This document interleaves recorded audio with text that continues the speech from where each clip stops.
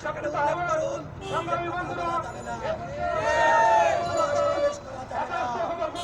করুন পর্যন্ত আমরা কথা বলে যাবো ইনশাল্লাহ।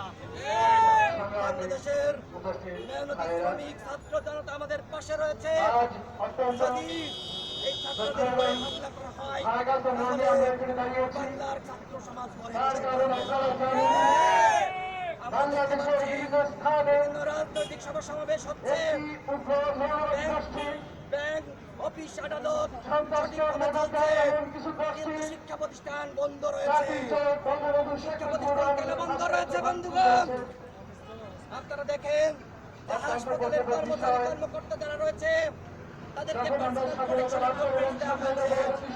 আমরা বলছি যেভাবে হাসপাতালে স্বাস্থ্যবিধি মানা হচ্ছে একইভাবে স্বাস্থ্যবিধি মাসের পর মাস বছরের পর বছর বন্ধ থাকে তাহলে ধ্বংস হয়ে যাবে। খুলে দেওয়া হয় ছাত্রছাত্রীরা তারা যেন আমরা জানতে চাই এই করোনা কালে সরকারের পক্ষ থেকে ঘোষণা করা হয়েছিল যে প্রশাসনিক হবে।